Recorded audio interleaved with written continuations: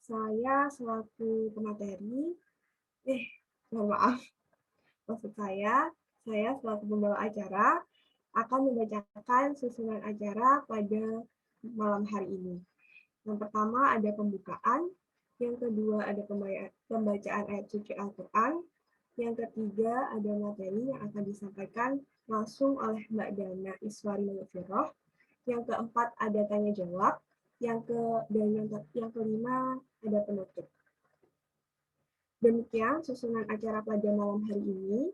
Sebelum kita melanjutkan acara, kami ingatkan kepada teman-teman agar kajian ini semakin berkah, jangan lupa untuk menjaga aurat supaya menghindari sesuatu apabila terjadi kesalahan teknis. Dan kemudian karena ilmu itu mudah lepas, maka mari ikhtiarkan dengan mencatat dan dimohon untuk menyalakan kamera selama acara apabila tidak ada masalah jaringan. Selanjutnya, diharapkan peserta tidak mengaktifkan mikrofon apabila belum dipersilakan. Baiklah, marilah kita buka acara pada malam hari ini dengan mengucapkan lafaz basmalah bersama-sama. Bismillahirrahmanirrahim. Semoga acara ini dapat berjalan dengan lancar dan dapat menjadi ladang pahala yang berlipat ganda. Amin. Acara kedua yaitu pembacaan ayat suci Al-Quran yang akan dibacakan oleh saudari Konita. Kepadanya kami silakan. Assalamualaikum warahmatullahi wabarakatuh. A'udzu billahi minasy syaithanir rajim. Bismillahirrahmanirrahim. فَإِذَا قَضَيْتُمُ الصَّلَاةَ فَاذْكُرُوا اللَّهَ قِيَامًا وَقُعُودًا وَعَلَى جُنُوبِكُمْ فَإِذَا اطْمَأْنَنْتُمْ فَأَقِيمُوا الصَّلَاةَ إِنَّ الصَّلَاةَ كَانَتْ عَلَى الْمُؤْمِنِينَ كِتَابًا مَوْقُوتًا وَلَا تَهِنُوا فِي ابْتِغَاءِ الْقَوْمِ إِن تَكُونُوا تَأْلَمُونَ فَإِنَّهُمْ يَأْلَمُونَ كَمَا تَأْلَمُونَ وَتَرْجُونَ مِنَ اللَّهِ مَا لَا يَرْجُونَ وَكَانَ اللَّهُ عَلِيمًا حَكِيمًا إِنَّا أَنزَلْنَا إِلَيْكَ الْكِتَابَ بِالْحَقِّ لِتَحْكُمَ بَيْنَ النَّاسِ بِمَا أَرَاكَ اللَّهُ وَلَا تَكُنْ لِلْخَائِنِينَ خَصِيمًا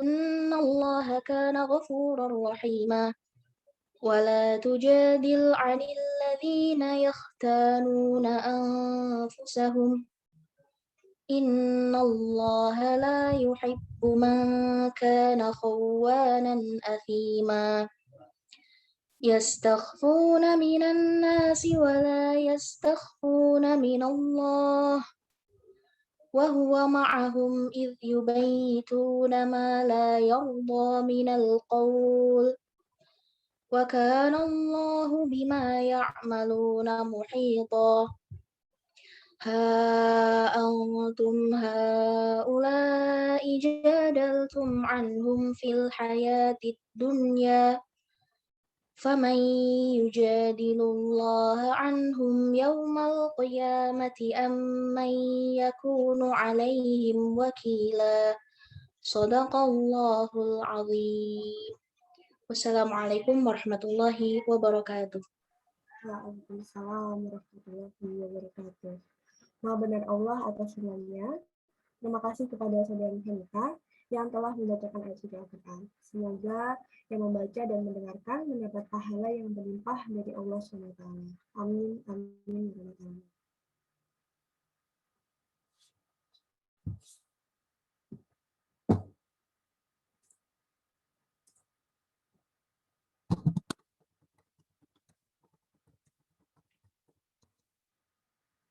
Ini materinya seperti sepertinya sudah datang.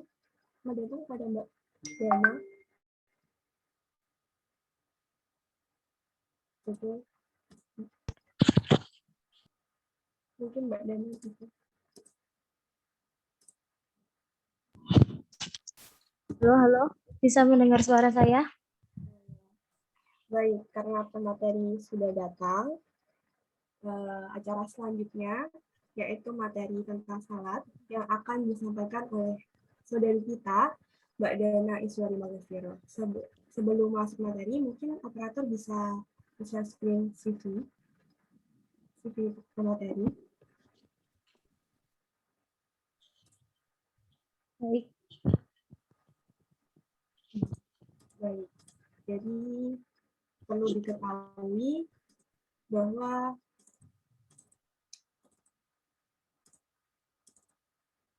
Mbak Dana ini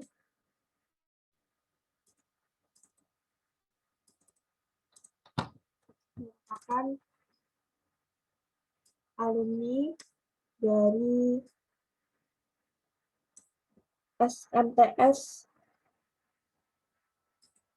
MTS Ihya Ulum Mirobayu Urip Kedamian Gresik, juga alumni dari MA Sofia Sofianya Tebu Ireng, dan sekarang sedang menimba ilmu di Ma'had Ali Hashim Asy'ari.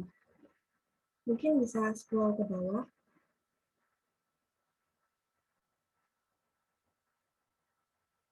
Nah, untuk pengalaman organisasinya sendiri, Mbak Dana ini pernah mengikuti organisasi Kuda Ireng, jabatan sebagai anggota pada tahun 2017 sampai 2018. Selanjutnya, bisa scroll ke bawah lagi. Mungkin bisa scroll.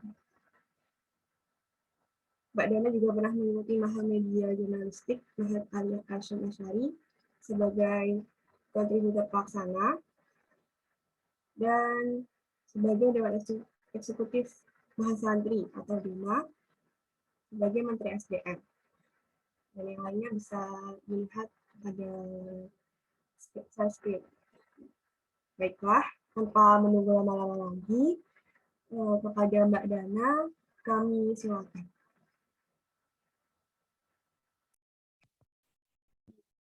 Bisa mendengar suara saya? Bisa, Mbak. Terima kasih, moderator. Assalamualaikum warahmatullahi wabarakatuh. Waalaikumsalam warahmatullahi wabarakatuh.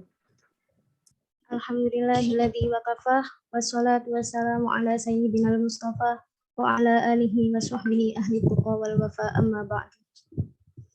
Alhamdulillahirabbil alamin. Puji syukur yang tak terhingga kepada Allah Subhanahu wa taala karena tanpa hidayah dan takdirnya yang indah tidak mungkin di masa pandemi ini kita dapat bersua. Kemudian saya sangat apresiasi dan berterima kasih kepada teman-teman LKKI Matematika ITS yang sudah menyelenggarakan acara ini dan juga memberi kesempatan saya untuk berdiskusi bersama. Basa-basi sedikit ya. Jadi sebagaimana yang dijelaskan moderator tadi, nama saya Dana Iswari Magafiro. Bisa dipanggil Dana, bisa dipanggil Vivi. Kalau nama beken di sana itu Vivi biasanya. Itu. Saat ini masih menjadi mahasantri di Ma'had Ali Hashim Asy'ari Tebu Ireng jurusan Ilmu Hadis. Masih nunggu wisuda. Ya nggak tahu kapan ini hilalnya. Ya, jadi di sini saya bukan sebagai guru, namun hanya sebagai kawan yang juga masih sama-sama belajar. Jadi nanti bila mana di dalam sharing ada kekurangan, dengan senang hati saya menerima segala koreksi dari teman-teman. Gitu ya. Jadi kita modalnya sampai aja. Baik, langsung saja. Saya akan menampilkan PowerPoint yang sudah saya siapkan.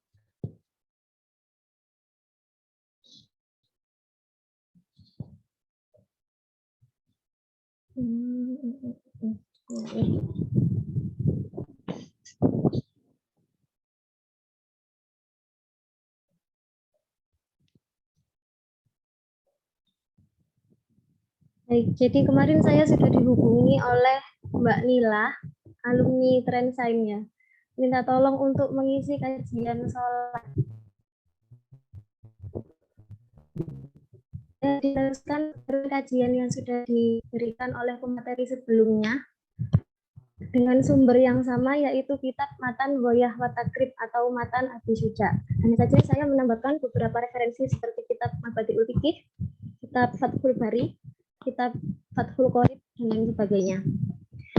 Ya, karena masalah sholat ini sangat urgent sekali dan merupakan rukun Islam yang kedua. Jadi ini adalah materi yang sangat penting untuk disimak baik-baik ya Mbak-mbak ya, terutama untuk kaum perempuan yang sangat ribet masalah aurat dan juga masalah hadas dan najis. Seperti itu. Oke, langsung saja. Pengertian sholat. Kita memasuki pengertian sholat. Sholat dalam bahasa artinya doa dan rahmat. Ada kamus yang mengatakan kalau sholat itu rahmat, atau ada juga yang mengatakan sholat itu artinya doa berdasarkan dalil tersebut. Surat At-Taubah ayat 103. Khudh min amwalihim shadaqatan tutahhiruhum wa tuzakkihim biha wa sholli 'alaihim. Nah, bisa diperhatikan di sini ada lafaz sholli. Sholli ini dari kata sholat tapi berbentuk fi'il amr, yaitu fi'il perintah. Inna sholataka sakanul lahum wallahu sami'un alim. Ambillah zakat dari harta mereka guna membersihkan dan menyucikan mereka, dan berdoalah untuk mereka. Sesungguhnya doamu itu menyembuhkan ketentraman bagi jiwa mereka. Nah, di sini di Al-Quran artinya sholli itu berdoalah. Maka dapat diartikan bahwasannya sholat itu artinya doa. Kemudian dalam lafaz sholawat yang biasa kita baca, Allahumma sholli wa sallim ala sayyidina Muhammad. Nah, sholli di sini artinya berikanlah rahmat, wasallim dan keselamatan untuk pemimpin kami, baginda Nabi Muhammad. Bisa dipahami ya? Mungkin saya agak kecepatan ngomongnya karena ini ada durasinya juga. Sedangkan sholat itu sangat panjang pembahasannya. Seperti itu. Kemudian menurut istilah, yakni serangkaian ucapan dan gerakan tertentu. Di sini ada lafaz tertentu. Bukan sembarangan gerakan, tapi ada rukun-rukunnya, ada syarat-syaratnya, ada kaifiyahnya atau tata caranya, yang dimulai dengan takbir dan diakhiri dengan salam sebagai sebuah ibadah ritual. Perlu digarisbawahi di sini ada sebagai sebuah ibadah ritual. Berarti sholat ini sudah disyariatkan di dalam Islam, bukan semata-mata aku pengen sholat gitu, bukan, tapi sudah ada undang-undangnya di dalamnya. Baik, lanjut pensyariatan sholat. Gimana sih proses pensyariatan sholat itu? Perlu diketahui ya Mbak. Jadi sholat itu sudah disyariatkan oleh semua agama samawi sebelum Nabi Muhammad. Apa sih agama samawi itu? Agama samawi itu agama yang dibawa oleh para nabi. Jadi nabi yang kita ketahui kan ada 25 ya, nabi dan rasul. Tapi sebenarnya jumlah nabi itu ada banyak di dunia. Ada beratus-ratus. Akan tetapi yang menjadi rasul hanya 25. Bedanya nabi dan rasul itu apa? Kalau nabi adalah orang yang mendapatkan wahyu dari Allah untuk dirinya sendiri. Sedangkan kalau rasul, dia selain untuk dirinya sendiri juga wajib untuk menyampaikan kepada umatnya. Seperti itu. Akan tetapi, barulah di masa Nabi Muhammad, semua rukun sholat, syarat-syarat sholat, dan tata caranya itu ditetapkan. Seperti itu. Adapun beberapa nabi yang sudah melaksanakan sholat sebelum Nabi Muhammad, satu, Nabi Adam. Beliau itu nabi pertama yang memulai sholat subuh. Jadi ceritanya kan dulu Nabi Adam setelah dari surga kemudian dibuang ke dunia, Nabi Adam itu otomatis kaget dong. Kok seperti ini dunia gelap gulita gitu. Dulu di dunia masih gelap ya. Terus setelah mendapatkan berbagai kenikmatan di surga, otomatis beliau kaget. kok di dunia kayak gini, nggak ada fasilitas, adanya hutan, nggak enak kabeh pokoknya kayak gitu. Akhirnya Nabi Adam melaksanakan sholat 2 rakaat di waktu subuh seperti itu, karena beliau ketakutan terus meminta tolong kepada Allah untuk dipertemukan kembali dengan Siti Hawa. Kemudian Nabi yang memulai pertama kali sholat duhur itu siapa? Nabi Adam. Ya ini setelah mendapat wahyu untuk menyembelih putranya Nabi Ismail itu. Jadi kan waktu itu ceritanya itu Idul Adha itu kan dimulai pada masa Nabi Ibrahim. Nabi Ibrahim diperintahkan Gusti Allah untuk menyembelih putranya. Dengan pasrahnya Nabi Ismail mau.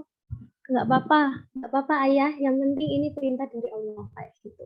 Nah, karena beliau sangat sayang sama Nabi Ismail, anak yang ditunggu sekian lamanya, ketika dia masih anak-anak kok disuruh menyembelih oleh Gusti Allah. Itu hanya semata-mata hanya untuk menguji keimanannya Nabi Ibrahim saja. Kemudian Nabi Ibrahim gundah, lalu melaksanakan sholat duhur, berdoa kepada Allah, akhirnya udah OTW ngorok Nabi Ismail.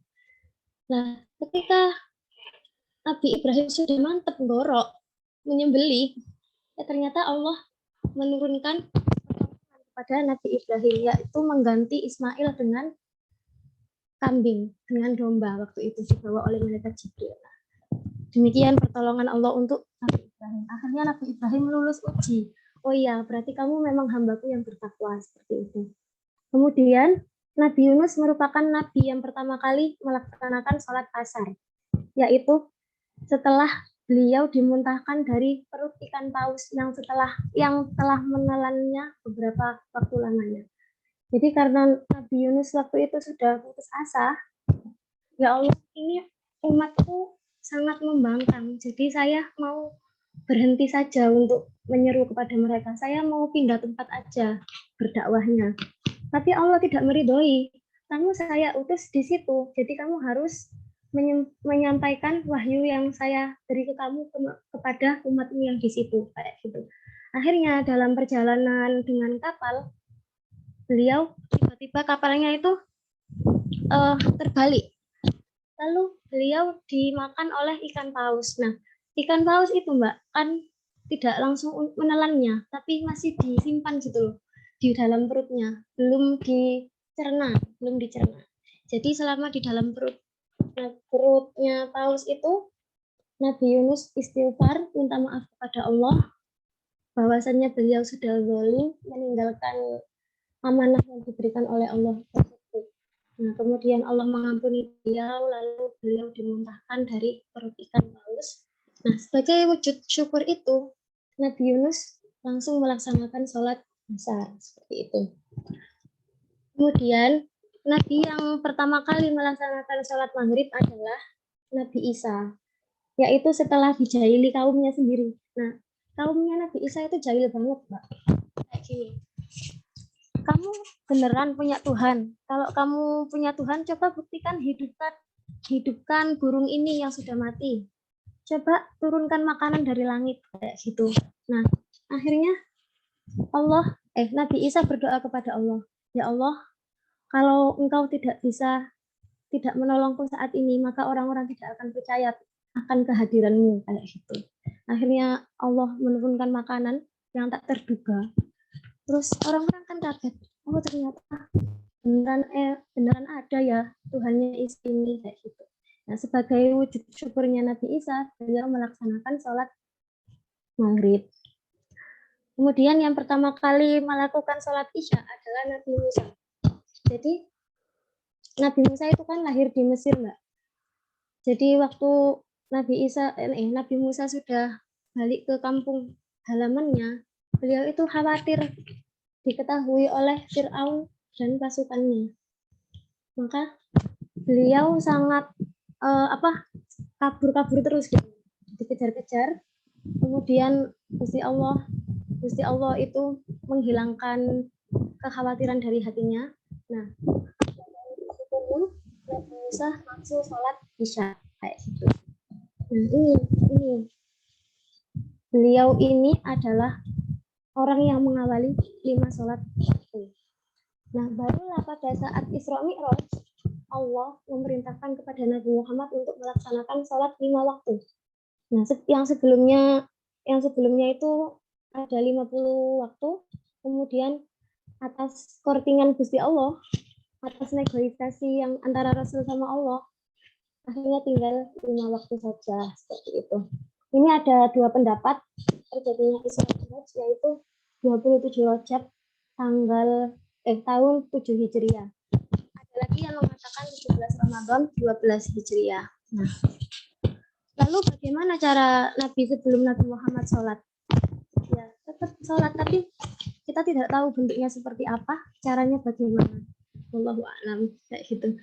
Nah, apakah Nabi Muhammad juga melakukan sholat sebelum adanya Isra Mi'raj? Iya, diceritakan dalam peristiwa Isra Mi'raj ketika Nabi melakukan perjalanan dari Mekah, dari Masjidil Haram ke Masjidil Aqsa, kemudian mau Mi'raj ke Sidratul Muntaha, beliau singgah sebentar di Masjid Aqsa.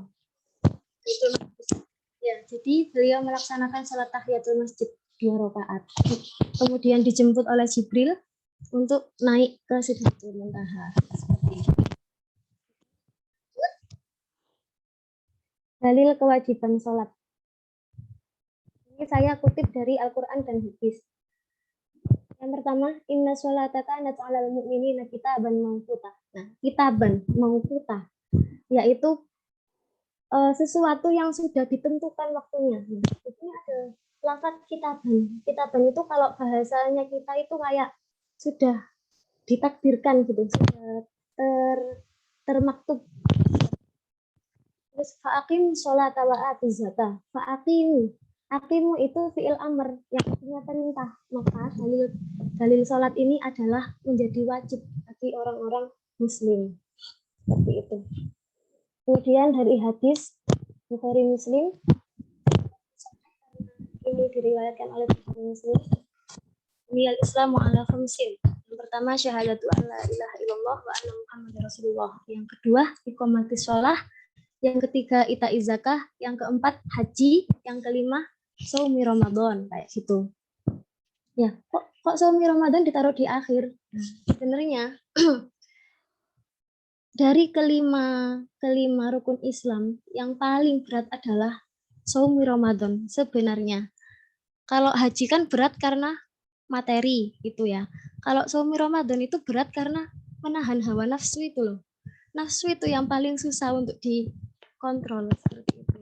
Jadi ini matan hadisnya. Udah. Kemudian bagaimana sih hukum meninggalkan sholat? Karena sholat itu sudah difardukan, sudah diwajibkan. Sebagaimana yang sudah saya jelaskan tadi, maka status orang yang mengingkari kewajiban sholat adalah kafir. Maksudnya gini, alah sholat itu nggak wajib kok. Ya udahlah, saya sholat kalau saya pengen. Secara tidak langsung menjadi kafir, secara kafir bukan kafir asli, cuma dia itu dikatakan menyerupai kafir. Gitu. Kemudian statusnya menjadi dosa besar bila mana tidak sholat tanpa mengingkari kewajiban sholat. Jadi saya sadar kalau sholat itu wajib, akan tetapi saya tidak melaksanakannya, maka saya dosa besar, seperti itu. Nah, apabila tidak sengaja meninggalkan sholat atau lupa, maka wajib untuk mengqodoknya apabila dia ingat. Misalkan saya habis perjalanan, terus saya tadi belum sholat maghrib. Nah, saya itu ingatnya waktu subuh besok. Nah, ketika saya ingat itu, saya wajib untuk mengqodok sholat maghrib yang sudah saya tinggalkan kemarin. Kemudian sholat fardu dan waktunya. Ya, di sini sudah saya cantumkan. Sholat subuh itu startnya ketika terbit fajar shadiq. Fajar shadiq itu apa sih? Fajar shadiq itu, coba kalau misalkan sampai pagi-pagi ada cahaya matahari tapi belum muncul mataharinya. Nah, itu yang namanya fajar shadiq. Seakan-akan sudah ada cahaya tapi ternyata itu belum muncul mataharinya. Gitu. Nah, finishnya yaitu ketika matahari sudah benar-benar terbit. Gitu. Kemudian waktu zuhur, yaitu ketika tergelincirnya matahari. Jadi kan ada waktu istiwa, Mbak. Waktu istiwa yaitu ketika matahari itu benar-benar di atas kepala kita. Nah, waktu zuhur dimulai ketika matahari sudah geser sedikit dari tengah-tengah itu. Kemudian finishnya adalah ketika panjang bayangan sama dengan panjang benda itu sendiri. Misalkan kita berdiri di lapangan, kemudian matahari sudah tergelincir ya, sudah geser. Nah, otomatis akan menimbulkan bayangan di samping kita berdiri itu. Nah, ketika bayangannya ukurannya sama dengan ukuran kita ketika berdiri itu, maka waktu zuhur sudah selesai. Ini gambarannya. Nah, bisa dilihat. Ya, ini waktu syuruk. Waktu syuruk yaitu ketika waktu tadi fajar sodik. Mataharinya udah hampir muncul tadi itu. Kemudian ini waktu duha. Nah, ini waktu istiwa. Ketika matahari sudah naik sepenggala. Sudah benar-benar lurus dengan kepala kita. Ini tidak boleh melaksanakan sholat dulu, karena belum waktunya sholat zuhur. Nah, baru ketika matahari sudah geser sedikit, seret. Nah, ke sini. Nah, itu sudah ke sini. Nah, itu sudah memasuki waktu zuhur. Itu ya. Nah, finishnya kapan? Yaitu ketika panjang matahari sama dengan benda itu sendiri. Coba kita perhatikan. Di sini ada asyar. Nah, ketika matahari sudah di sebelah sini, otomatis bayangannya dia itu sama kayak ini. Kayak gitu, Mbak. Berarti waktu zuhur sudah selesai. Nah, barulah mulai waktu sholat asar. Ketika selesai sholat zuhur. Ketika selesai waktu zuhur. Jadi, waktu sholat ini continue. Kayak lanjut gitu loh, Mbak. Kalau sudah selesai zuhur, berarti asar. Kalau sudah selesai asar, berarti memasuki waktu maghrib. Kalau sudah selesai memasuki waktu maghrib, berarti isya, kayak gitu. Nah, ini asar ya, finishnya kapan? Yaitu ketika terbenamnya matahari. Ini waktu asar mulai. Kemudian ketika matahari sudah terbenam, namanya huruf, maka sudah memasuki waktu maghrib dan otomatis waktu asar sudah selesai. Makanya dinamakan sholat maghrib karena ini adalah sholat yang dilaksanakan ketika matahari sudah terbenam atau huruf. Oke. Lalu sholat maghrib. Kapan startnya? Yaitu ketika terbenamnya matahari. Nah, ini startnya matahari terbenam. Disinilah kita melaksanakan sholat maghrib. Finishnya kapan? Yaitu ketika hilangnya mega merah. Nah, jadi waktu sholat yang paling sempit memang sholat maghrib. Sampean tahu mega merah yang itu kan di barat biasanya mengikuti matahari terbenam. Nah, biasanya ketika matahari sudah hilang, tapi mega merahnya masih ada, masih kelihatan. Nah, nanti kalau misalkan mega merahnya sudah benar-benar hilang, berarti waktu maghrib sudah selesai. Barulah memasuki waktu sholat isya, yaitu selesai waktu maghrib sampai terbitnya fajar sotik di waktu subuh ini. Jadi waktu yang paling panjang memang sholat isya. Nggak apa-apa sholat mepet subuh kalau misalkan benar-benar nggak bisa, tapi alangkah baiknya kita sholat di awal waktu. Tuh. Oke. Jika nanti belum ada yang belum paham bisa ditanyakan ya, Mbak. Oke, kita memasuki sholat sunnah. Jadi selain 5 sholat yang difardukan tadi, ada juga beberapa sholat sunnah, yaitu 1, sholat rawatib. Sholat rawatib itu adalah sholat yang mengiringi sholat-sholat wajib, yaitu 4 rakaat sebelum zuhur, 4 rakaat setelah zuhur, 4 rakaat sebelum sholat asar, ya, dan lain sebagainya. Jadi jumlah total sholat rawatib ada 22 rakaat. Coba diperhatikan. Di sini setelah sholat asar tidak ada sholat rawatib. Dan setelah sholat subuh tidak ada sholat rawatib, karena itu termasuk waktu-waktu yang diharamkan untuk sholat. Kenapa kok diharamkan? Karena ada yang namanya agama Syamsiyah. Mereka itu menyembah matahari. Nah, dikhawatirkan kalau misalkan kita sholat ketika waktu asar selesai dan ketika waktu subuh selesai, kita menyamai ibadah mereka, yaitu menyembah matahari. Mereka kan beribadah ketika matahari mau terbit sama mau terbenam, gitu. Kemudian ada sholat tahiyatul masjid, yaitu sholat yang dilaksanakan ketika kita baru pertama kali memasuki masjid atau tempat sholat ya. Jadi ketika kita masuk masjid, belum duduk, maka kita diperbolehkan untuk sholat tahiyatul masjid. Akan tetapi jika sudah duduk, maka itu sudah bukan tahiyatul masjid lagi namanya. Kayak gitu. Kemudian sholat duha. Sholat duha, sebagaimana yang diketahui, sholat untuk faedahnya memperlancar rezeki dan lain sebagainya. Kemudian sholat tahajud, yaitu sholat yang dilaksanakan ketika kita sudah tertidur setelah sholat isya. Meskipun tidurnya itu cuma sedikit, cuma beberapa detik kok, itu sudah dinamakan sholat tahajud. Gitu. Tapi lebih sunnah lagi adalah dikerjakan di sepertiga malam. Kemudian sholat istikharah, yaitu sholat menentukan pilihan. Kalau misalkan ada dua cowok nih suka sama kita, terus kita bingung enaknya sama yang mana ya, karena kita kan nggak tahu hatinya orang itu kayak gimana. Kita cuma tahu covernya aja, jadi kita memantapkan hati dengan sholat istikharah, kayak gitu. Kemudian ada sholat istisqa, yaitu meminta hujan. Kalau ada musim kemarau berkepanjangan, kemudian sudah benar-benar kering kerontang, tidak apa-apa sholat istisqa dianjurkan. Dulu di Tebu Ireng pernah sholat istisqa berjamaah setebu Ireng Raya sama warga sekitar juga.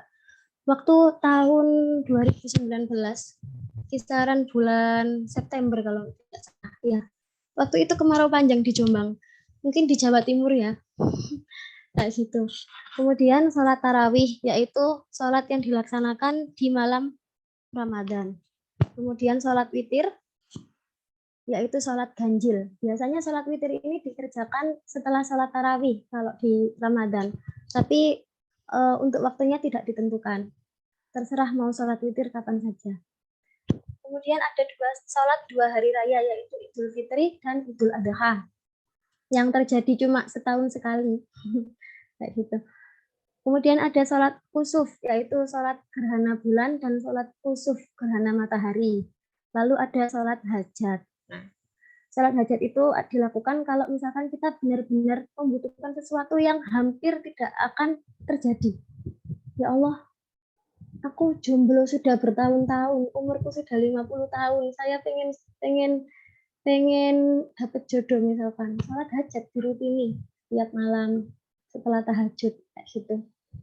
Nggak apa-apa, itu dianjurkan. Nah, sholat hajat sama tahajud itu lebih utama mana daripada sholat tahajud sama sholat hajat? Jawabannya lebih utama sholat tahajud, karena sholat tahajud itu dikerjakan karena kita benar-benar pengen sholat gitu. Tapi kalau sholat hajat kan dilakukan ketika kita pengen sesuatu. Nah, maka dari itu yang diutamakan adalah sholat tahajud. Semoga bisa dipahami. Kemudian kita lanjut ke beberapa waktu yang diharamkan untuk sholat. Yang pertama setelah sholat subuh seperti yang saya jelaskan tadi. Kemudian saat matahari terbit. Nah, setelah sholat subuh, kita sudah sholat subuh. Meskipun matahari belum terbit, kita tidak boleh melakukan sholat apapun, meskipun itu sholat sunnah. Kemudian saat matahari terbit, terus saat waktu istiwa, yaitu matahari ketika naik di atas kepala. Kemudian setelah sholat asar dan saat terbenamnya matahari. Akan tetapi bisa dilakukan sholat jika ada urgen. Seperti sholat jenazah. Nah, jenazah kan harus segera disolati agar bisa dilanjutkan prosesinya. Jadi nggak apa-apa kalau setelah sholat subuh dilaksanakan sholat itu mayit gitu. Atau misalkan kita ada sholat qadha.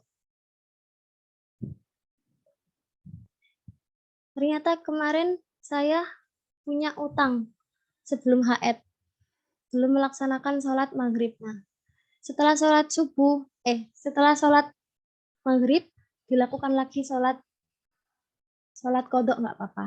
Kayak gitu. Nah, kemudian syarat-syarat sholat. Nah, syarat wajib, ada syarat sah. Bedanya apa? Syarat wajib ini adalah syarat untuk pensyariatan sholat. Ada tiga kriteria agar sholat itu diwajibkan, yaitu satu beragama Islam, yang kedua balik, yang ketiga berakal. Nah, ketika orang sudah beragama Islam, sudah balik, sudah berakal, maka otomatis dia diwajibkan untuk melakukan sholat. Nah, kayak gitu. Nah, kemudian sholat itu dikatakan sah apabila satu, mengetahui waktunya sholat, mengetahui masuknya waktu sholat.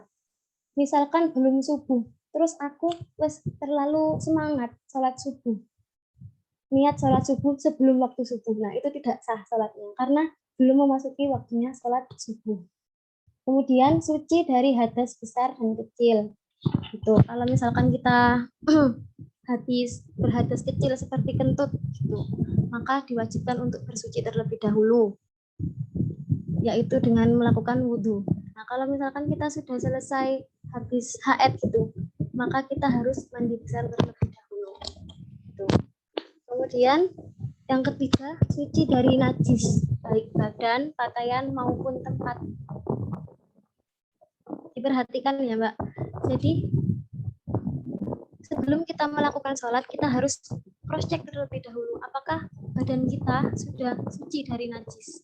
Apakah pakaian kita sudah nggak ada najis? Atau apakah tempat kita nggak ada najisnya? Kayak gitu harus terlebih dahulu.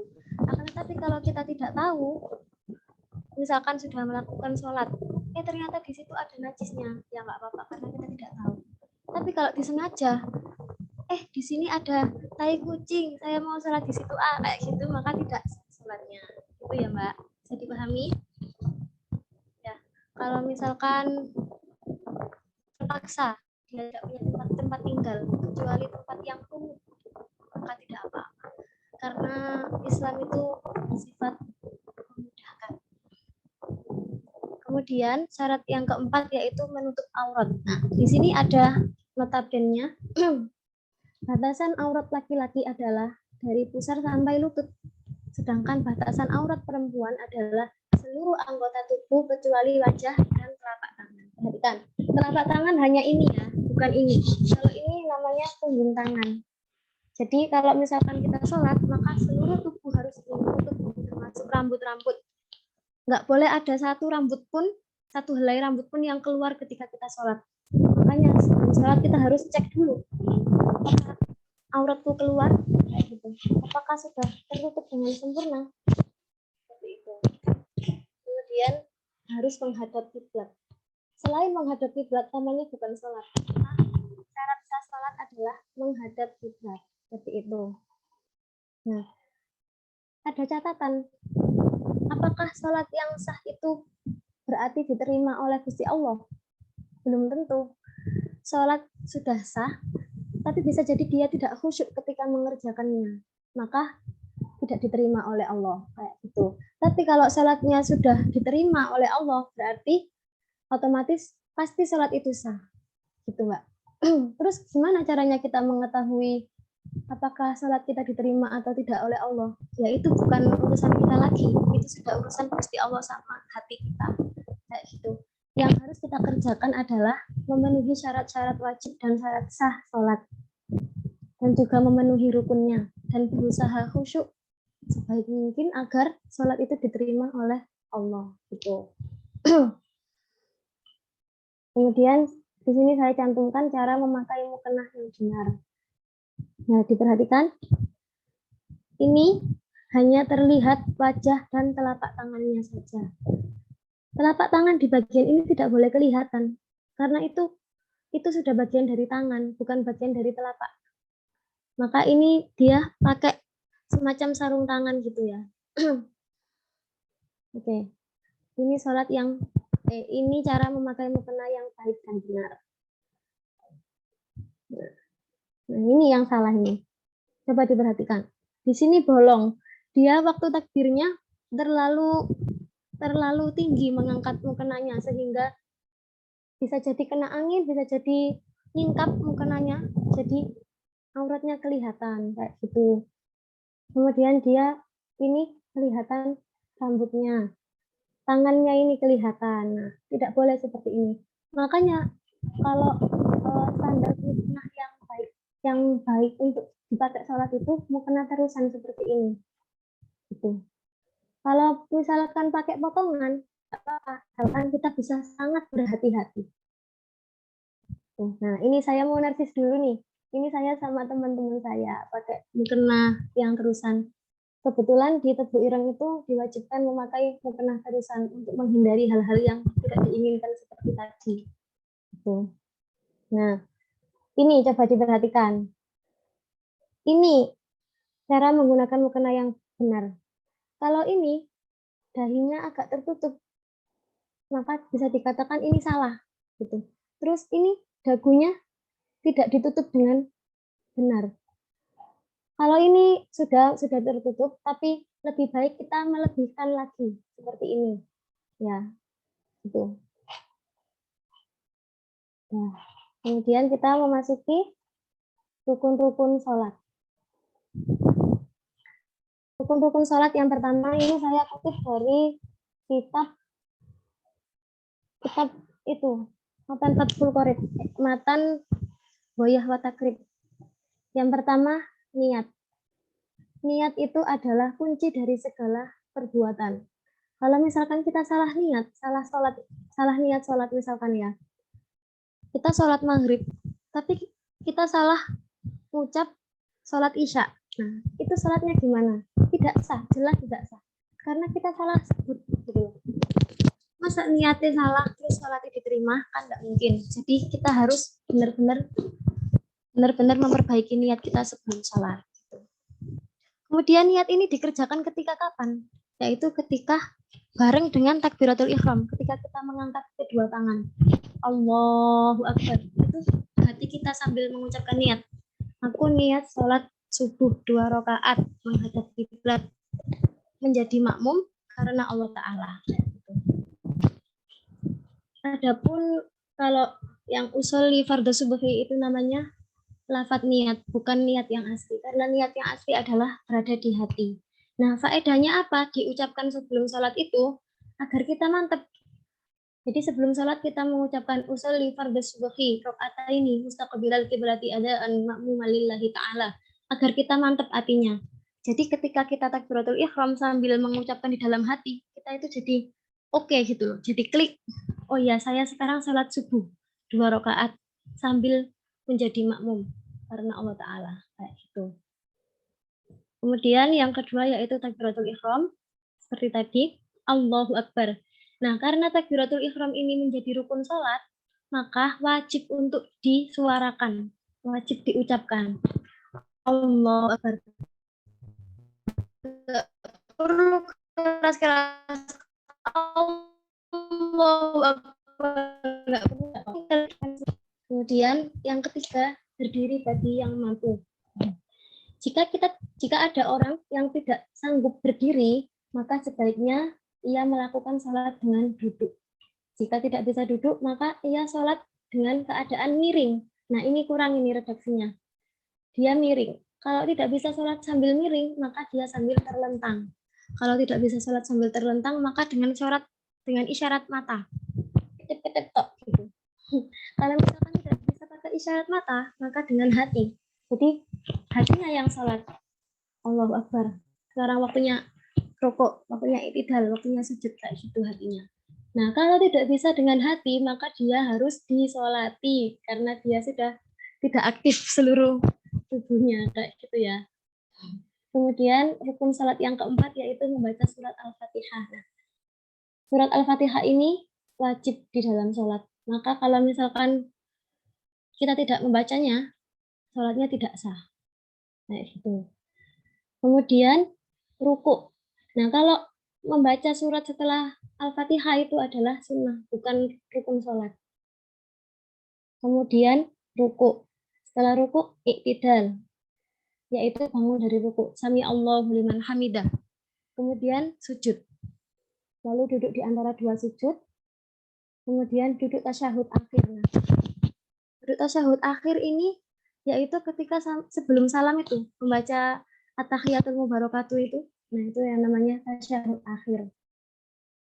Nah, di sini ada redaksi yang nomor 10 sama 11. Ada membaca tasyahud akhir, ada membaca sholawat. Ini maksudnya apa? Jadi ya, kalau tasyahud akhir itu at-tahiyatul mubarakatuh sampai syahadat. Kalau membaca sholawat ini dimulai dari Allahumma sholli wa sallim ala sayyidina Muhammad wa ala ali sayyidina Muhammad kama shallaita ala sayyidina Ibrahim wa ala ali sayyidina Ibrahim ila akhirih. Seperti itu. Jadi membaca sholawat ini wajib di dalam sholat. Misal kita lagi jamaah, kemudian imamnya wis salam, nah kita lanjutkan baca sholawat aja nggak apa-apa. Kemudian salam. Nah, salam ini yang wajib hanya salam yang pertama, salam yang ke kanan, bukan salam yang kedua. Jadi kalau misalkan ketika tahiyat itu kita sudah ngempet-ngentut ya, ngempet-kentut. Aduh, aku kebelet kentut ini gimana nih? Terus salam, assalamualaikum warahmatullahi wabarakatuh. Ya. Terus kentut itu, dut misalkan. Nah, itu sudah selesai sholatnya, nggak apa-apa, sah. Asalkan sama jangan melanjutkan salam ke kiri lagi, gitu. Jadi setelah salam ke kanan, terus batal sholatnya, batal wudhunya. Sudah selesai, jangan dilanjutkan salam lagi, seperti itu. Kemudian syarat rukun yang ke-13 yaitu tertib. Jadi dari niat, takbiratul ihram, berdiri, ruku dan lain sebagainya ini harus tertib. Kemudian ada 14 tumak ninah pada setiap gerakan. Tumak ninah itu adalah berhenti sejenak, sekedar membaca subhanallah kayak gitu aja. Jadi bacaan sholat, Mbak, bacaan yang ada di dalam sholat itu bukan wajib, tapi sunnah. Karena apa? Sekarang kita membahas organisasi Islam ya, misalkan di NU bacanya takbiratul ihram, baca iftitahnya seperti ini. Kabira walhamdulillahi katsira wa subhanallahi bukratan wa asila. Tapi ketika di Muhammadiyah bacanya Allahumma ba'id baini wa baina khotoyaya kama ba'atta bainal masyriqi wal maghrib ila akhirih, kayak gitu. Jadi untuk bacaan di dalam salat itu tidak dirukunkan, melainkan itu disunahkan. Kalau misalkan kita ruku terus baca subhanallah, subhanallah liman hamidah, subhanallah, sujud subhanallah, duduk di antara dua sujud subhanallah, itu enggak apa-apa. Karena sudah memenuhi rukun tumak ninahnya. Gitu. Semoga bisa dipahami. Nanti kalau belum paham bisa ditanyakan. Kemudian tata cara sholat. Yang pertama, yakni berdiri bagi yang mampu menghadap kiblat. Nah, tadi sudah saya jelaskan bahwasannya ada keringanan bagi orang yang tidak bisa berdiri. Di sini ada dalilnya, diriwayatkan oleh Imam Bukhari. Sudah pasti hadis sahih. Gitu ya. Terus harus menghadap kiblat, Kecuali kalau misalkan kita dalam keadaan ketakutan. Takut kalau menghadap kiblat nanti di depan ada musuh kita yang mau membunuh kita. Jadi kita sholatnya membelakangi kiblat, tidak apa-apa. Kemudian yang kedua, niat bareng dengan takbiratul ihram. Lalu membaca surat Al-Fatihah. Di sini ada dalilnya bahwasannya Al-Fatihah itu sangat wajib di dalam sholat. La sholata liman lam yaqra' bi ummil Qur'an. Tidak dinamakan sholat bila mana orang itu tidak membaca Al-Fatihah di dalamnya. Ini ummul Qur'an itu maksudnya Al-Fatihah ya. Kemudian maka nalahu imamun faqira'atul imam lahu qira'atun. Orang yang mempunyai imam maka bacaan imam adalah bacaan baginya. Maksudnya adalah ketika kita sholat berjamaah, terus imamnya membaca Al-Fatihah, kita lebih baik mendengarkan imam. Karena orang yang membaca Al-Quran itu wajib didengarkan, seperti itu. Nah, kita sudah seperti membaca Al-Fatihah itu, karena kita manut imam. Ini hadisnya. Oke, lanjut. Yang keempat, rukuk dan tumakninah. Ini gambaran rukuk, harus 90 derajat, tidak boleh membungkuk, tidak boleh mendongak. Ada gambarannya ya. Kemudian iktidal dan tumakninah, bangkit dari rukuk. Sami Allahu liman hamidah. Udah, tangannya dilepas, nggak boleh dipermainkan kayak gini-gini. Nah, itu nanti jatuhnya malah gerakan yang berlebih di dalam sholat dan bisa membatalkan sholat. Tuh. Kemudian sujud dan tumakninah. Nah, ini gambaran sujud. 135 derajat. Ya. Nah, apa saja yang harus ditempelkan kepada tempat sujud ketika kita bersujud? Yaitu 7 anggota tubuh. Wajah, 2 telapak tangan, 2 lutut, dan 2 tapak kaki. Ini seperti yang ada di gambar. Wajah, terus telapak tangan, 2 lutut, dan 2 tapak kaki. Seperti itu. Nah, ini bisa dilihat di gambar. Mbaknya ini lagi sholat, tapi mukenahnya dipakai sujud. Nah, ini salah ini. Jadi mukenahnya tidak boleh menghalangi wajahnya ketika dia sujud. Harus agak ke bawah lagi. Paham ya? Bisa dibayangkan? Ini kalau menjelaskan tata cara sholat harus ada praktek sebenarnya. Tapi semoga jenengan semua paham. Kemudian, mana yang lebih didahulukan antara lutut dan tangan ketika bersujud? Ini ada hadisnya. Aku melihat Rasul bila sujud meletakkan kedua lututnya sebelum kedua tangannya. Jadi ketika dia habis iktidal, sami Allahu liman hamidah, ketika hendak bersujud, maka dia meletakkan lututnya terlebih dahulu, kemudian tangannya. Lalu ketika mau berdiri, sebaliknya tangannya dilepas dulu, baru lututnya diangkat. Itu, ini ada hadisnya. Oke, jadi nggak boleh angger ndelosor sujud gitu, nggak boleh. Kemudian yang ketujuh yaitu duduk di antara 2 sujud. Ya, posisinya harus iftirosh. Posisi duduk di antara 2 sujud harus iftirosh, yaitu ini sebagaimana yang dijelaskan. Duduk melipat kaki ke belakang dan bertumpu kepada kaki kiri, seperti pada gambar. Kemudian kaki kanan dilipat tapi tidak diduduki. Jari ditekuk hingga menghadap kiblat. Nah, seperti gambar ini. Kemudian kedua tangan diletakkan pada kedua paha di dekat lutut. Nah, seperti gambar ini. Kemudian menjulurkan jari-jari. Jadi sholatnya tidak boleh menggenggam ya, harus menjulurkan jari-jarinya. Kemudian sujud kedua. Baru berdiri untuk rakaat selanjutnya. Nah, sebelum berdiri dari sujud itu disunahkan untuk duduk sebentar, seperti duduk di antara 2 sujud. Nah, jadi habis sujud, terus duduk di antara 2 sujud, kemudian sujud lagi, kemudian duduk sebentar, kemudian berdiri, seperti itu. Di sini ada faedahnya kalau di kesehatan, jadi biar otot-ototnya itu tidak tegang gitu. Habis sujud terus berdiri. Nanti ada yang kecekluk piye kayak gitu. Jadi harus ditenangkan terlebih dahulu ototnya baru berdiri.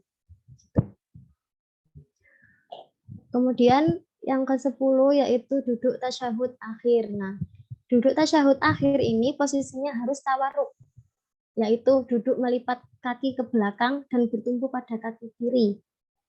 Nah, seperti ini. Kaki kiri dilipat dikeluarkan ke arah bawah kaki kanan. Nah, seperti pada gambar. Kaki kanan dilipat tapi tidak diduduki. Jari-jari ditekuk hingga menghadap ke kiblat dan kedua tangan diletakkan pada kedua paha dekat lutut. Tuh. Ini perbedaan duduk iftirosh dan duduk tawarruk. Bisa dibayangkan ya. Kemudian mengacungkan jari telunjuk pada lafaz asyhadu alla ilaha illallah. Ketika membaca at-tahiyatu itu, tahiyat, pasti ada bacaan asyhadu alla ilaha illallah. Nah, disitulah saat ketika kita harus mengacungkan jari telunjuk. seperti pada gambar ini. Tidak boleh berlebihan ya. Tangannya di sini, terus syahadat, tidak boleh kayak gitu. Nah, posisinya seperti ini. Tangannya sedikit mengepal yang sebelah kanan, kemudian mengacungkan jari telunjuk. Baru mengucapkan selawat Nabi seperti pada yang saya jelaskan tadi. Nah, ini bacaan tasyahud awal. Ini sempat ada perdebatan, cuma di beberapa kitab itu ada perbedaan gitu. Jadi ada yang mengatakan bahwasannya tasyahud awal itu batasnya sampai Allahumma sholli ala sayyidina Muhammad. Gitu. Ada juga yang mengatakan sampai asyhadu alla ilaha illallah wa asyhadu anna Muhammadar Rasulullah, baru Allahu Akbar, baru berdiri kayak gitu.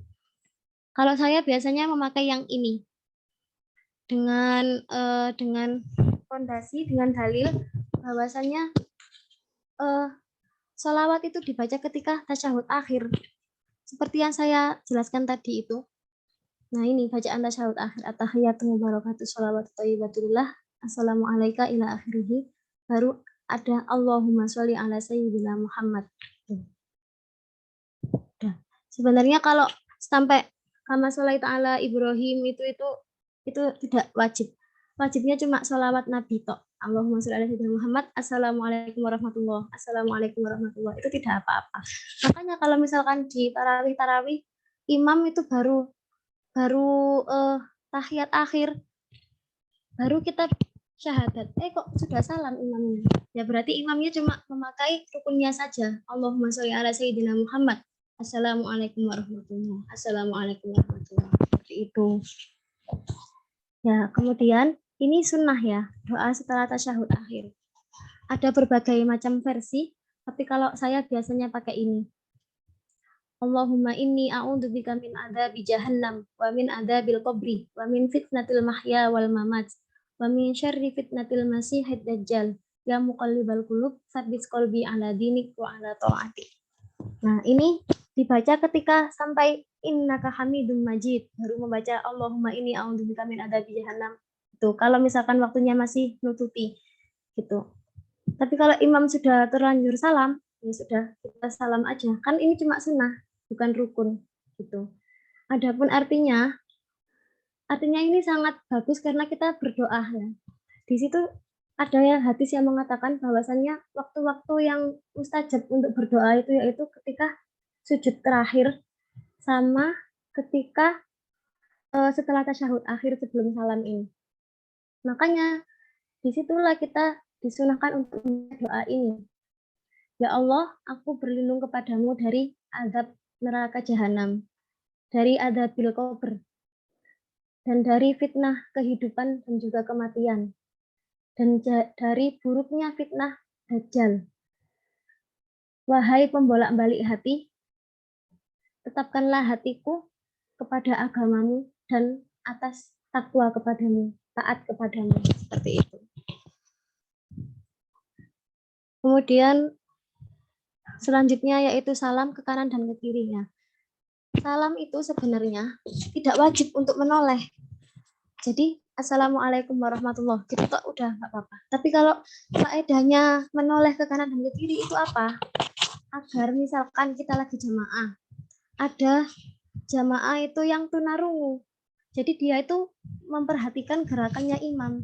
Oh, imamnya sudah noleh ke kanan, berarti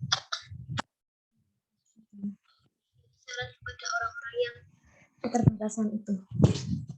Oke, kemudian yang terakhir yaitu tertib, tidak boleh diacak ya. Yang dari awal sampai akhir tadi harus tertib. Oke, kemudian kita masuk kepada sunnah-sunnah sholat. Nah, ini. Jadi selain rukun-rukun sholat yang sudah saya sebutkan tadi, sholat akan semakin sempurna bila mana kita melakukan beberapa sunnah-sunnah sholat sebagai berikut. Yang pertama, mengangkat tangan ketika takbiratul ihram. Jadi takbiratul ihram itu kan lafadznya Allahu Akbar. Tidak usah mengangkat tangan, tidak apa-apa. Langsung meletakkan tangan di dada. Kayak gitu. Tapi sunnahnya kita juga mengangkat tangan sebagai isyarat agar sholat itu sudah dimulai. Gitu. Allah. Kemudian posisi tangannya juga sunnah di bawah pusar.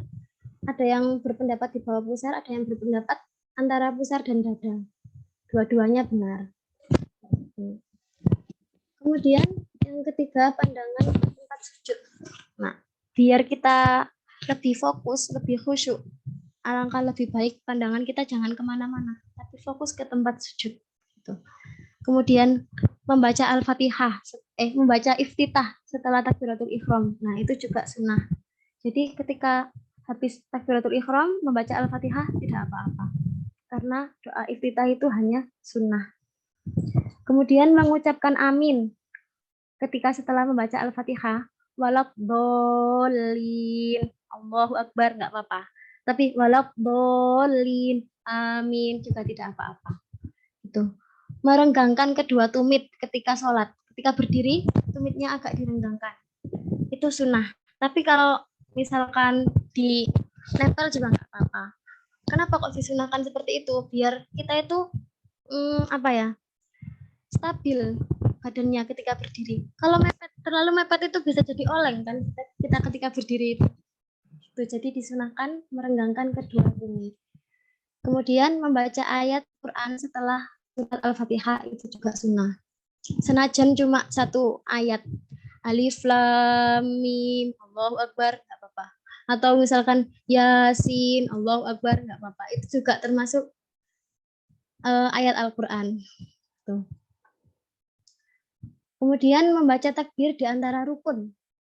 Mau ruku membaca Allahu Akbar, mau iktidal membaca Allahu Akbar. Itu sunnah. Tapi kalau misalkan langsung ruku nggak apa-apa, langsung iktidal nggak apa-apa. Dan membaca doa duduk di antara dua sujud. Rabbi ufirli warhamni wajiburni warfa'ni warzukni wahdini wa'afini wa'fu'anni. Itu versi NU. Kalau misalkan versi Muhammadiyah itu apa ya? Rabbi ufirli warhamni. Gitu mungkin kalau tidak salah. Ya, pokoknya ada perbedaan. Jadi makanya bacaan di dalam sholat itu tidak ditentukan, tidak dirukunkan. Gitu. Kemudian membaca tasbih saat rukuk dan sujud. Ya, itu juga sunnah. Subhanallah gitu, sunnah. Tapi kalau misalkan kita rukuk, diem tok, nggak apa-apa. Asalkan tumak ninanya itu seperti membaca satu tasbih. Gitu. Kemudian tasyahud awal. Nah, tasyahud awal itu hanya sunnah, tidak wajib. Jadi misalkan kita sholat duhur, setelah 2 rakaat, seharusnya kita tasyahud awal, tapi kita langsung berdiri. Itu tidak apa-apa, tidak batal sholatnya. Akan tetapi, lebih baik nanti diganti dengan sujud syahwi, yaitu sujud ketika kita lupa meninggalkan kesunahan sholat. Kemudian, membaca doa sesudah tasyahud akhir. Tadi, Allahumma inni a'udzubika min adzabil qabri dan lain sebagainya. Kemudian menoleh ke kanan dan ke kiri saat salam, seperti yang saya jelaskan tadi, karena faedahnya untuk memberi isyarat kepada orang-orang yang berketerbatasan. Tapi itu sudah menjadi itu ya, sudah masyhur di kalangan kita bahwasannya salam itu harus menoleh ke kiri dan ke kanan. Padahal di dalam kitab itu bukan rukunnya, rukunnya hanya salam saja. Gitu. Nah ini salam kedua itu sunnah. Yang rukun itu hanya salam yang pertama. Assalamualaikum warahmatullahi. Sudah, itu tok nggak apa-apa. Tapi lebih sempurna lagi jika ditambahi salam ke kiri. Assalamualaikum warahmatullahi. Gitu. Kemudian sunnahnya sholat yaitu dengan khusyuk dan tadabbur. Kita khusyuk sambil menyelami kuasaan Allah agar kita bisa lebih mantap lagi hatinya ketika sholat. Gitu. Itu di antara hal-hal yang akan menyebabkan sholat kita diterima oleh Allah. Oke. Oh iya, saya tadi kelupaan. Jadi membaca Al-Fatihah itu kan rukun di dalam sholat ya Mbak. Tapi bagaimana jika misalkan ada nenek-nenek yang tidak, atau misalkan ada seorang mu'alaf yang dia belum hafal surat Al-Fatihah. Nah, itu bagaimana caranya? Jadi ada keringanan untuk 2 orang itu. Dia tidak membaca Al-Fatihah, tapi dia boleh membaca surat lain selain Al-Fatihah, asalkan jumlahnya 7 ayat. Misal dia nggak hafal Al-Fatihah, tapi dia hafal Al-Baqarah, nggak apa-apa dibaca. karena ini sudah sudah pengecualian seperti itu. Nah, kalau misalkan tidak hafal surat 7 ayat juga gimana? Boleh membaca 7 doa yang dia hafal. Nah, kalau tidak bisa berdoa, membaca 7 sholawat. Kalau tidak bisa juga, nggak apa-apa, diem.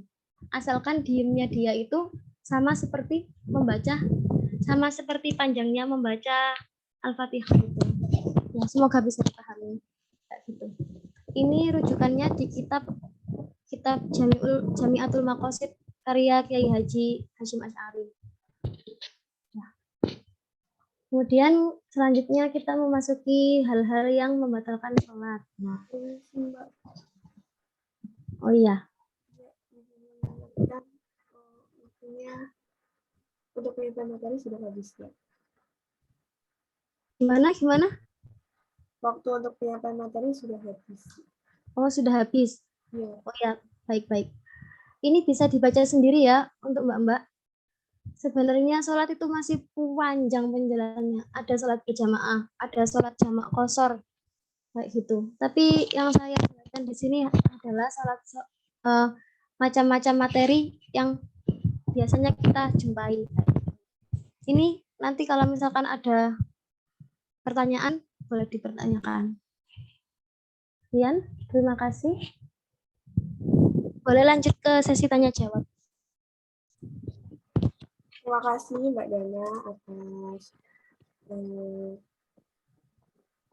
materi yang telah disampaikan. Semoga bermanfaat bagi kita semua dan semoga kita bisa mengamalkan apa-apa saja yang disampaikan dan menjadi orang-orang yang lebih baik ke depannya. Amin.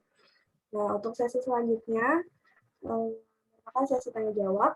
Silakan untuk teman-teman yang ingin bertanya tentang materi ataupun seputar pemateri, silakan disampaikan dengan fitur raise hand atau kolom chat.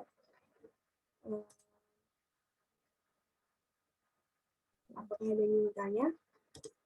Silakan untuk teman-teman yang ingin bertanya. Bisa langsung raise hand atau ketik di kolom chat. Silakan.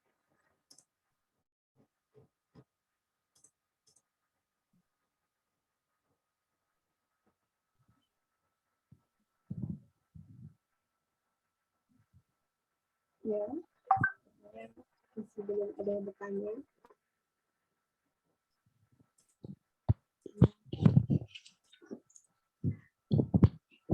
Ini ada. Nah, ini saya bacakan pertanyaannya ya. Ini pertanyaan dari Mbak Fitri. Dia bertanya, untuk yang gambar mukena putulan ada tulisan aurat terlihat dari samping bukan dari bawah. Itu maksudnya bagaimana ya? Terima kasih. Oh iya, terima kasih atas pertanyaannya. Ya ini juga tadi sempat saya jelaskan. Jadi bayangkan kita lagi sholat di masjid yang ada 2 lantai misalnya.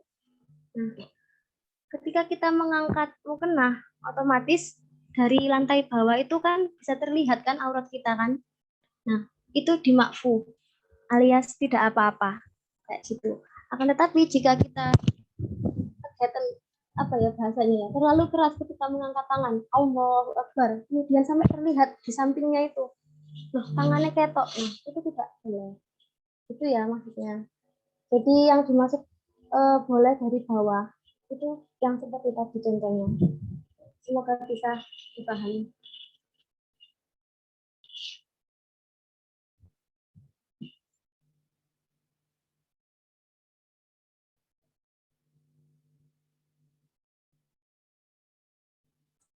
Baik, apakah ada feedback dari semuanya? Oh, cukup seperti itu. Baik, yang lain mungkin ada pertanyaan.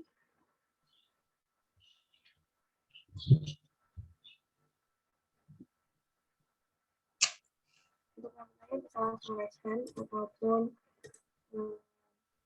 menggunakan fitur chat. Ini ada pertanyaan dari Mbak Widya. Izin bertanya Mbak, ingin meminta penjelasan sedikit mengenai sholat qada. Tata cara dan niatnya apakah sama seperti kita sholat seperti biasanya, Dan syarat-syarat sholat yang dapat dikodok itu apa saja? Ya, terima kasih atas pertanyaannya. Jadi, ketika kita tidak sengaja meninggalkan sholat, alias lupa misalkan ya, itu kita tidak apa-apa untuk menggantinya. Nah, niatnya bagaimana? Niatnya bukan adaan lagi. Kan ada niat sholat itu gini. Usolli fardhu subuhi rakaataini mustaqbilal kiblati adaan lillahi ta'ala. Adaan itu artinya tepat waktu. Kalau misalkan kita mengkodok sholat, maka niatnya menjadi kodoan lillahi ta'ala. Itu kok bedanya. Nah, kemudian syarat sholat dapat dikodok itu apa saja? Yaitu ketika kita lupa atau tidak sengaja meninggalkannya. Bukan bukan dengan sengaja, misalkan aku males sholat maghrib sekarang, pengennya besok aja. Nah, itu nggak boleh dikodok. Tapi kalau kita sekarang hilang akal, kita sekarang gila, terus besok kita waras, nah kita harus mengkodok sholat tersebut. Makanya ada cerita, kalau boleh cerita ya. Jadi ada orang itu gila, kemudian setelah dia waras, dia ingin mengkodok seluruh sholatnya ketika dia mulai gila itu. Itu nggak apa-apa. Misalkan gilanya 1 tahun, berarti dia mengkodok sholat 1 tahun. Gitu. Ini yang disunahkan. Tapi kalau tidak dikodok ya tidak apa-apa. Atau ada lagi orang yang baru mu'alaf masuk Islam. Berarti dia kan sejak lahir dia belum Islam. Nah, dia itu mengkodok sholatnya dari ketika dia lahir sampai dia masuk Islam tersebut.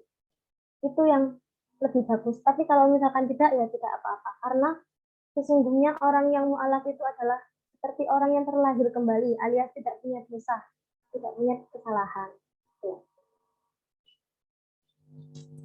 Baik. Apakah ada feedback dari Mbak Widya?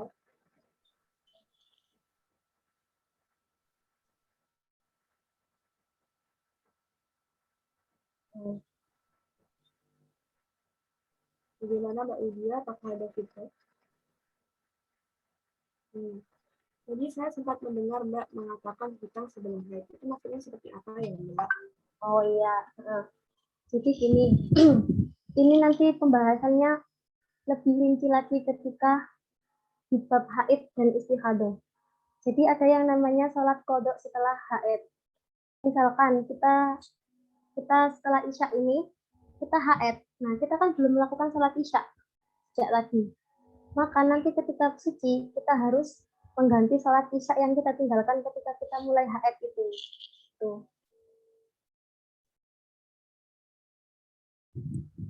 Semoga bisa dipahami. Bagaimana Mbak Widya? Apa belum jelas, Mbak? Nanti ada penjelasan lebih rinci lagi tentang waktu-waktu yang diperbolehkan kita mengkodok setelah haid itu apa aja. Tuh. Terus misalkan kita itu tadi sholat maghrib, terus sekarang sholat isya. Nah, ternyata tadi maghrib itu kita sudah keluar darah, kita sudah haid, otomatis kan kita tidak boleh sholat. Nah, ketika kita nanti bersuci, maka kita harus mengganti maghrib dan isya. Seperti itu.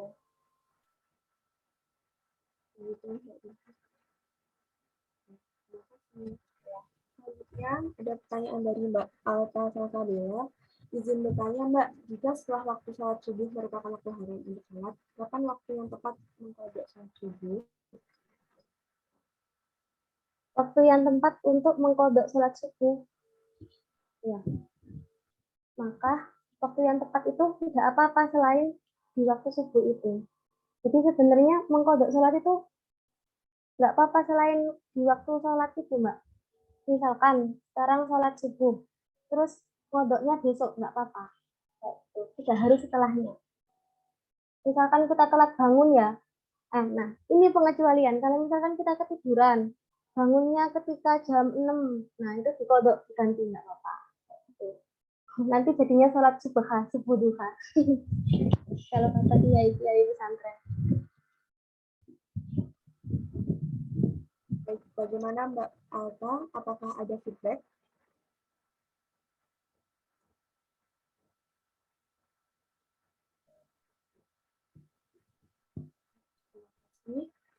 Selanjutnya ada pertanyaan dari Mbak Lailatus.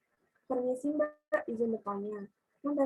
Kan disunahkan sholat qobliyah sebelum subuh. Nah, ketika kita telat bangun, apakah sholat sunat qobliyah sebelum subuh itu boleh dilakukan, Mbak? Itu jawabannya boleh. Jadi sholat qobliyah subuh itu dilakukan ketika sudah memasuki waktu subuh. Sudah azan subuh, baru dia sholat qobliyah subuh. Bukan sebelum azan subuh. Gitu. Kalau sebelum azan subuh, nanti jatuhnya bukan qobliyah subuh. Tapi itu sudah waktunya sholat hajat dan tahajud. Gitu. Sebenarnya bagaimana Mbak Lailatus? Apakah ada feedback?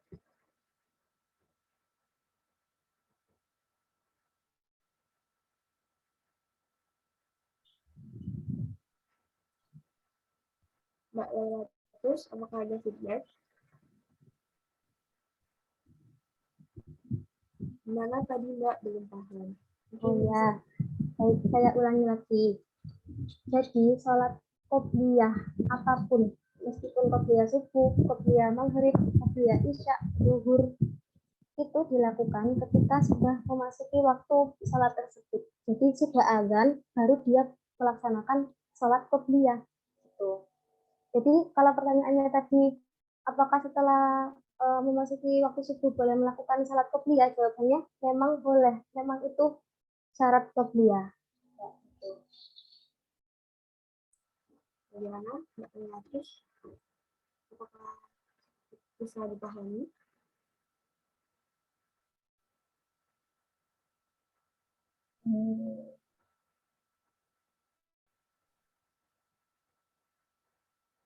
Ya, Saya bukan seperti itu. Oh ya, gimana saya mau membaca pertanyaannya dulu.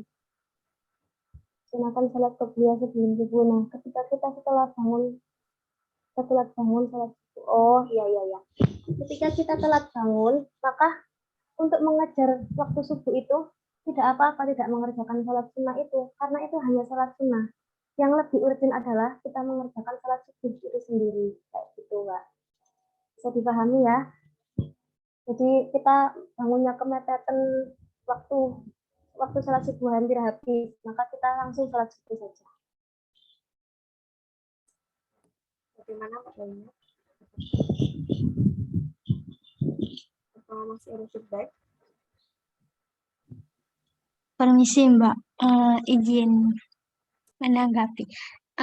Saya kan pernah dengar gitu, kalau kita emang telat sholat subuh, nah kita baru bangun jam 7 misalkan. Nah itu sangat dianjurkan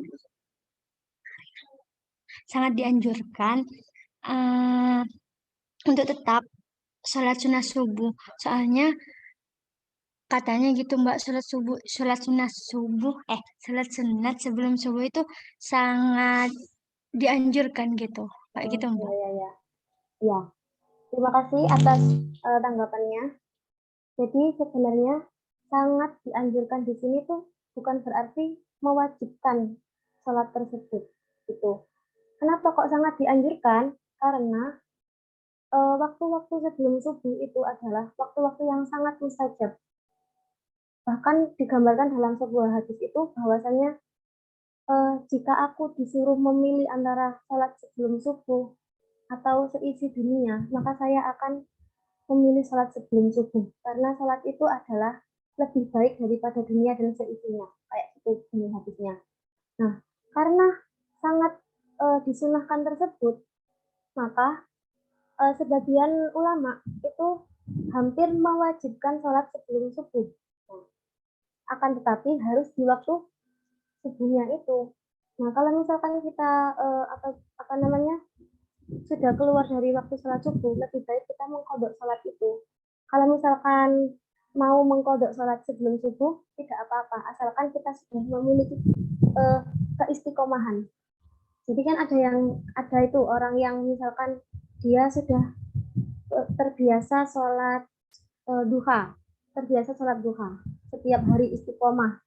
Nah, waktu itu dia kehabisan waktu sholat duha, jadi waktunya sudah memasuki sholat duhur.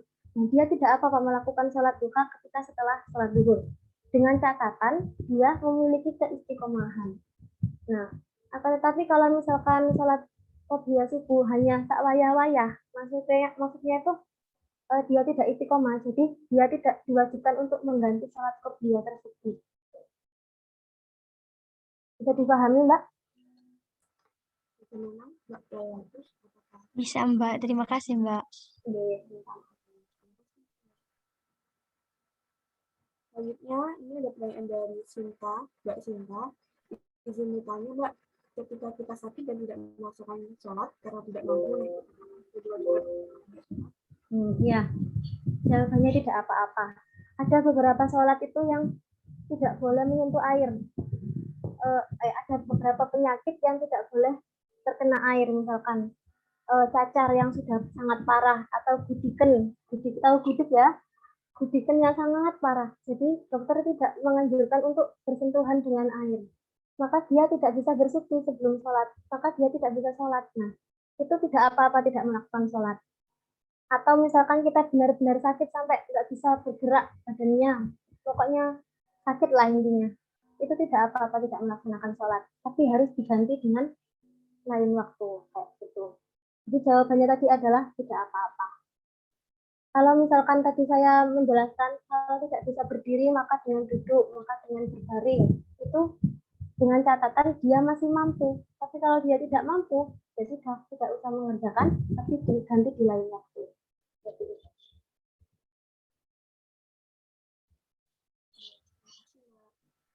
Bagaimana bagaimana Mbak Sinta apakah ada feedback?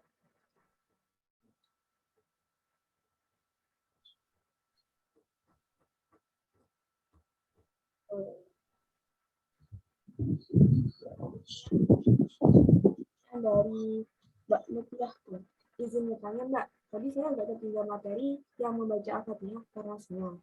Saya pernah dengar membaca Al-Fatihah meskipun sholat sendiri harus dengan keras. Setidaknya didengar oleh diri sendiri, tapi ada juga yang berkata tidak. Menurut Mbak Dana, apakah lebih baik dibaca dengan suara atau dengan hati saja? Soalnya saya juga pernah baca sholatnya tidak sah kalau Al-Fatihahnya tidak disuarakan, jadi agak bingung. Terima kasih, pertanyaan yang sangat bagus sekali.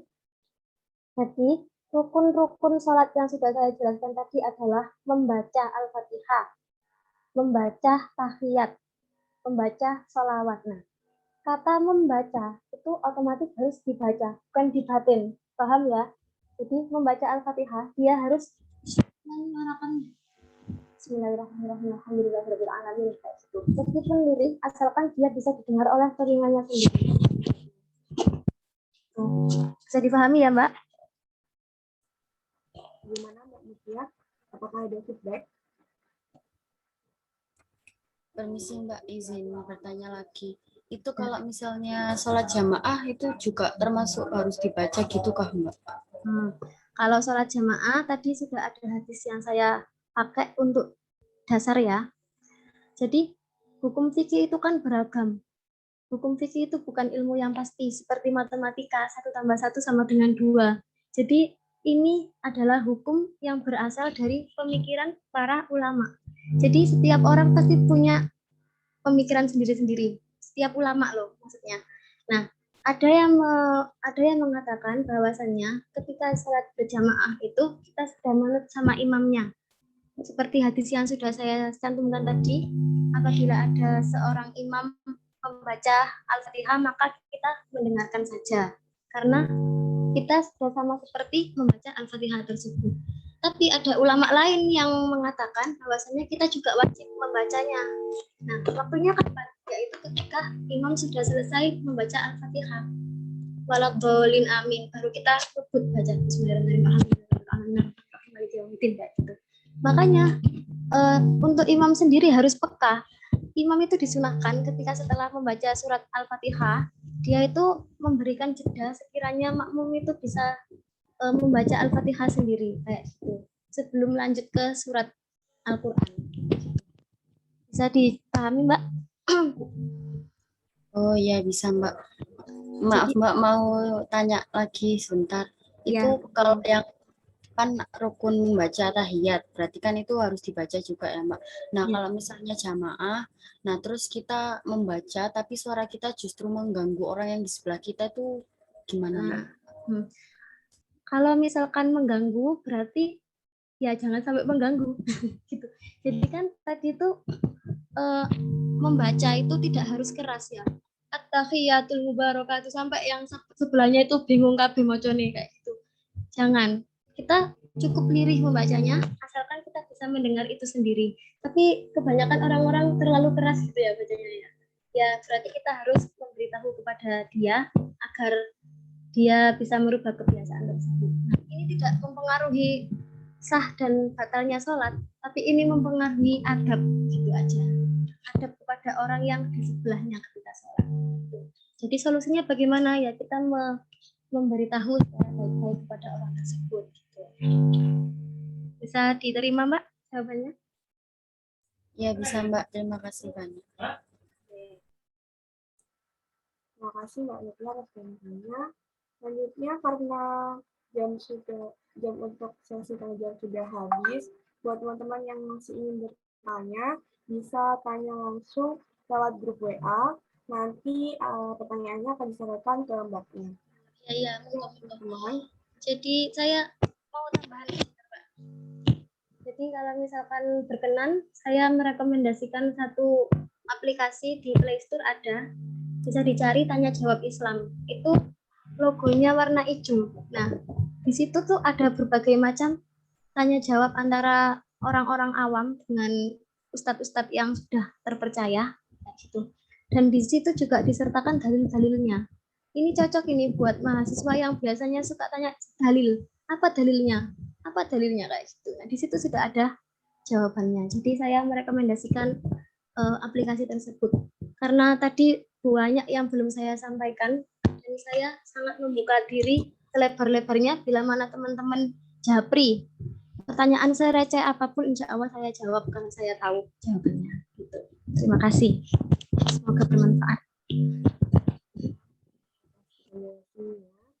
Alhamdulillah tidak terasa sudah 1 jam kita berdiskusi tentang sholat pada malam hari ini.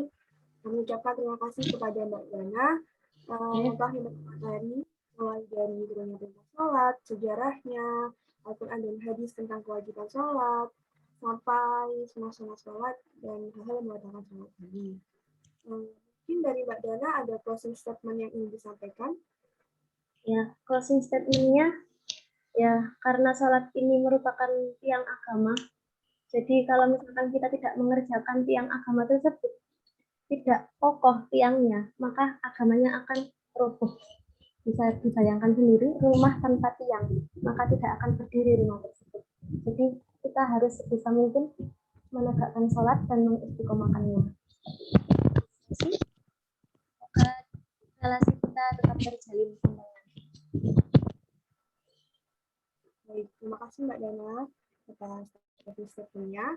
Selanjutnya adalah foto bersama. Diharapkan untuk teman-teman menyalakan kameranya karena sesi selanjutnya adalah sesi foto bersama. Jadi untuk teman-teman mohon untuk menyalakan kamera.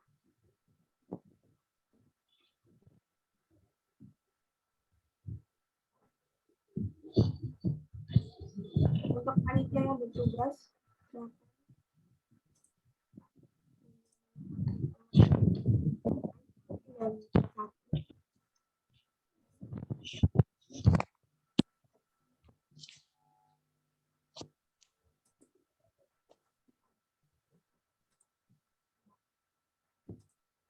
untuk teman-teman yang lain yang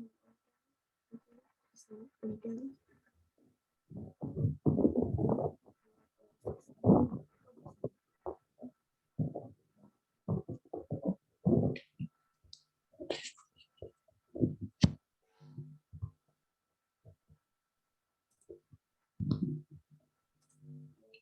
untuk panitia yang bertugas bisa dimulai foto bersamanya. Ya, oke teman-teman. Jadi ini dimulai aja ya foto bersamanya. Senyumnya ditahan karena kita di sini ada 4 slide. Oke, slide pertama 1, 2, 3, cheese. Slide selanjutnya 1, 2, 3, cheese. Oke, dan 2 slide terakhir. Oke, udah semua. Makasih teman-teman. Terima kasih teman-teman yang sudah melakukan kamera. Jasa matur suwun untuk Mbak Dana yang sudah membagi ilmu dan insight-nya. Dan tak lupa kami juga berterima kasih kepada sahabat-sahabat muslimah yang senantiasa mengikuti kajian fikih pada malam hari ini. Sebelum kita tutup acara pada hari ini, marilah kita beristighfar sebanyak 3 kali. Astagfirullah. Dan doa kafaratul majelis. Subhanakallahumma wa bihamdika. Marilah kita tutup bersama-sama acara pada malam hari ini dengan mengucapkan hamdalah bersama-sama. Alhamdulillahirrahmanirrahim. Saya selaku pembawa acara, mohon maaf jika ada salah-salah kata atau kalimat yang kurang berkenan di hati teman-teman sekalian. Jika ada kebenaran itu datangnya dari Allah SWT, dan jika ada salah datangnya itu murni dari diri saya sendiri. Kurang lebihnya saya mohon maaf. Taqabbalallahu minna wa minkum taqabbalan karim. Wassalamualaikum warahmatullahi wabarakatuh.